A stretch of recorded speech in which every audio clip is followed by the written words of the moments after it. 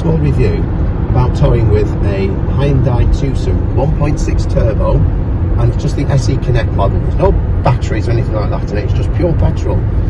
But I've decided to come down on this, on the size of my towing car, and because my last few cars I had lots of problems with carbon.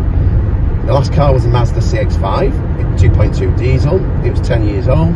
Unfortunately, as you read all the reviews about the car, when they get to that age, they suffer badly from carbon build-up, and that's what happened to mine. The turbo was on its way out, the coolant had carbon in, we were waiting for a carbon clean, the EGR had failed, that needed a good clean or even replacing, they told me, and the cylinder head was warped.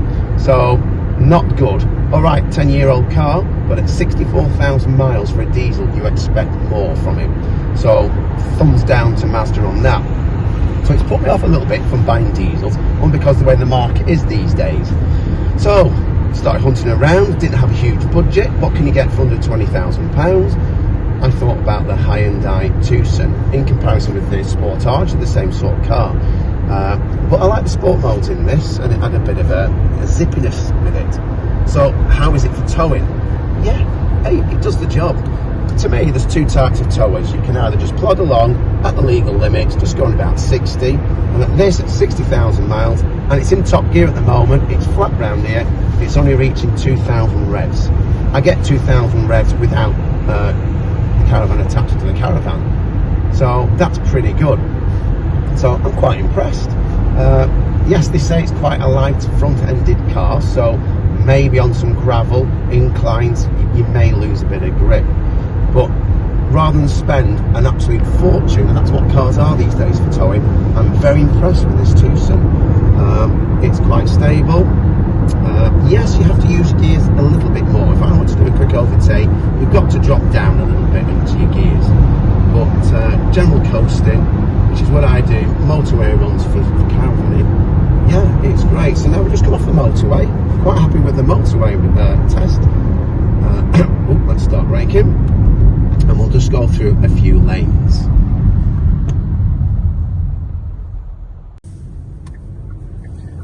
Okay, we've come off the motorway. We're going to do a little bit more urban driving. Now we're just on the bypass, and I'm still in the eco mode. Now, again, talking about driving styles, the way you are, I like to just go steady. Always have done, whatever size car engine I've had. So I don't like to throw things about in the caravan. You're looking for potholes and other things on the road, so I like to go steady, and at the eco mode it's performing quite well.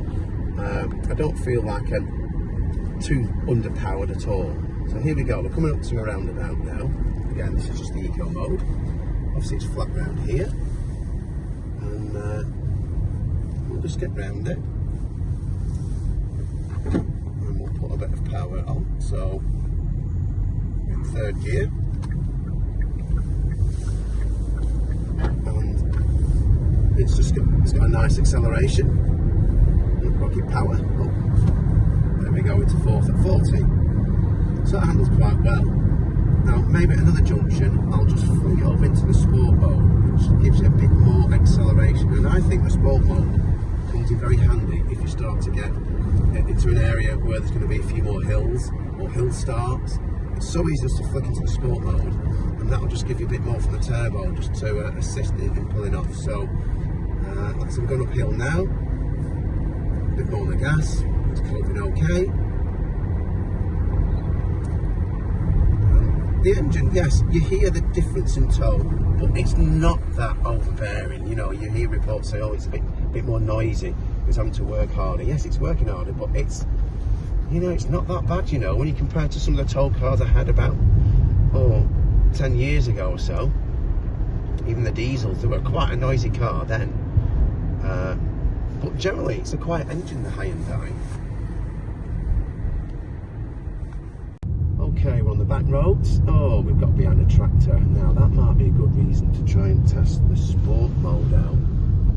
But we'll have to see. There's a few bends around here. But I'm in sport mode ready, just in case there's an opportunity to just get by. The roads are wide enough. There's nothing behind. Right, we'll kind of simulate an overtake, because we're doing 30 now, so 30 limit, but it's going to change to 50.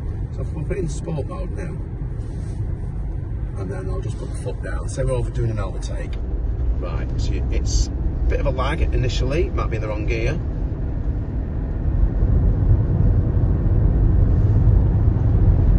That's in 4th.